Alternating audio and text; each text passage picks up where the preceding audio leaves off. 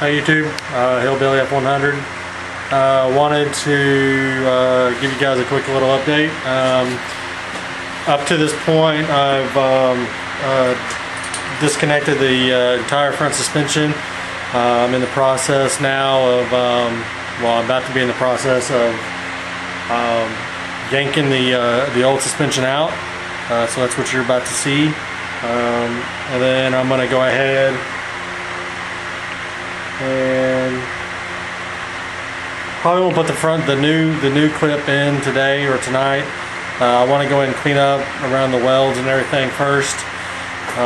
Not around the welds, I'm sorry, around the mounting plates, and then of course I got to start cleaning the frame up too. So, but what I will start doing is really kind of digging into that front cross member. So we're really from this point on, I know I've been doing a lot of updates on the swap, as far as this is taking off the left side radius arm, taking off the I-beam or whatever, and it's kind of a little, I understand it's a little boring, or it can be, but now it's going to get into the part where people will actually need to know what's kind of like what's going on, center lines and angles and things like that, which from everything I've read, I mean this front suspension, it lays flat on the bottom of those frame rails, and it's pretty much, you put it in just as it sets on the bottom of the frame. So here we go. Stay tuned.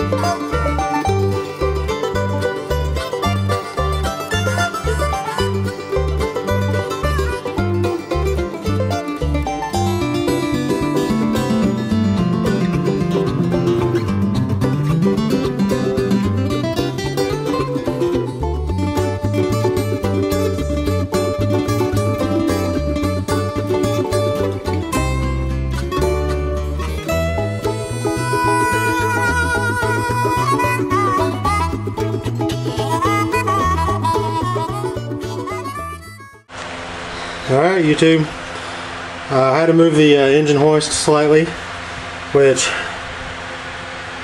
I'm going to have to jack this front end up a little bit more again. I still got some room on my jack stands to jack it up, but the good news is the front end is out completely. It's laying over there, probably can't see it, it's laying over there in the dark. But now the task at hand is to start cutting off this cross member and supporting that engine first and foremost. Get this engine supported and start yanking that cross member. So hang tight. Alright YouTube, it's a little darker over here. I've only got one light. But this is the front end. It's kind of upside down right now. That's one of the I-beams there. But it's sitting over here. The truck is obviously right there. But I'm gonna leave it right there for now. It's out of the way enough to where I could maneuver around it. But if anyone's needing one of these I-beam suspensions with steering, knuckles, and everything, let me know. I'm going to be getting rid of it most likely. If I have no takers on it, then I might make a jig eventually after this truck gets on the road.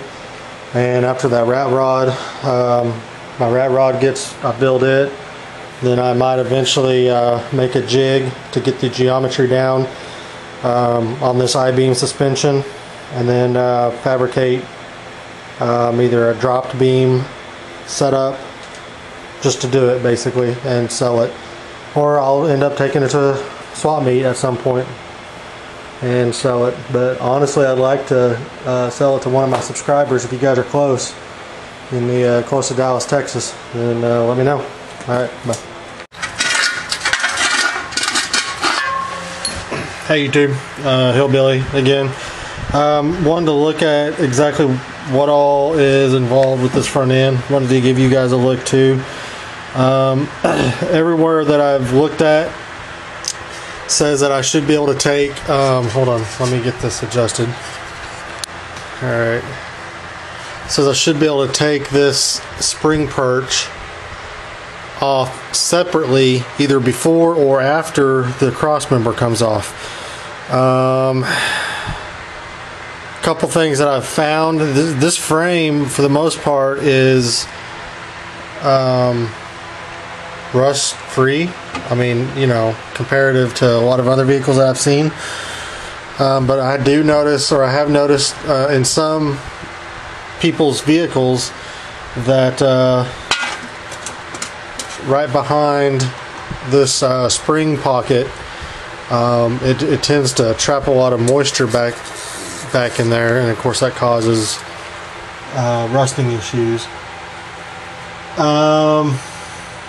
Hopefully that's not going to be the case. If so, I'll have to patch it up. As far as my plan of action for this thing, there's a lot of rivets. This appears to be a two-piece design. This is welded to, or looks like it's attached to the cross member piece, but this is a separate section that looks like it's attached to the spring pocket.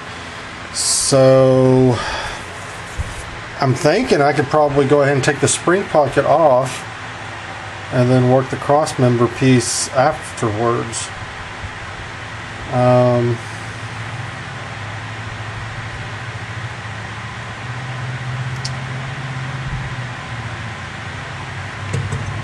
In theory, I could probably, a person, if they really wanted to, they could probably just cut the spring pocket, you know, right through there, and then don't even worry about taking it off as far as the rivets are concerned, because when that front end sets, it's going to set a distance away from here. In other words, the new upper control arm tower support, whatever you want to call it, the cross member is going to come and then up.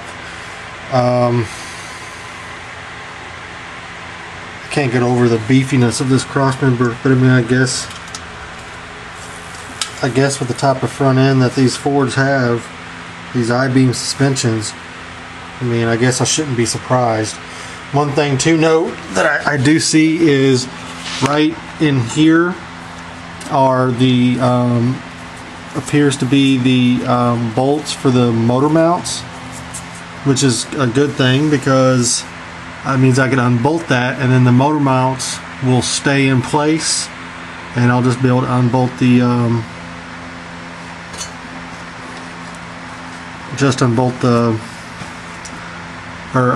cut out the cross member and then leave them there, and then drill the bolts, hopefully if they line up right, with maybe some minor adjusting, and get them onto the other cross member.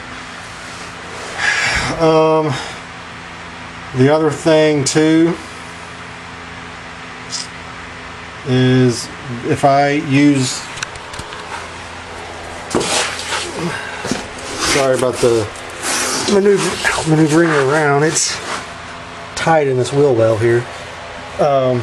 if I use this as my center line, like I had always kind of planned on doing, then I need to somehow mark that. And if I take that spring perch off, then there goes the marking of it. I could probably mark it on the bottom side of the frame, perhaps. Actually, there's a rivet hole. Actually, okay. Don't know if you guys can see this or not. This is going to be something that I think will be beneficial to look at. On the underside,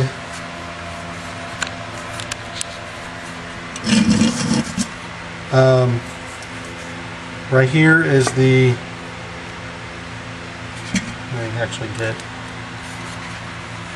okay, you're looking at the underside of the bump stop. Directly behind that, well, I thought I had it.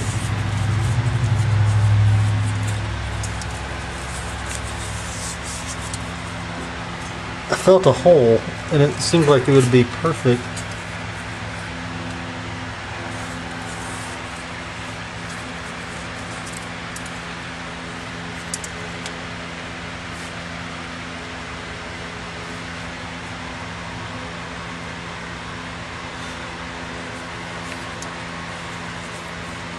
Well, regardless, there's a rivet right here, and that rivet, if you go like 1 inch or so from that rivet, might be the perfect spot for your center line.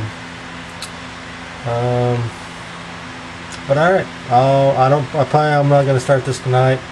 It's late at night, and it's going to cause a water racket. What I'm going to end up doing is probably I initially was going to cut with a cutting torch, cut these heads off these rivets and then just pop them out.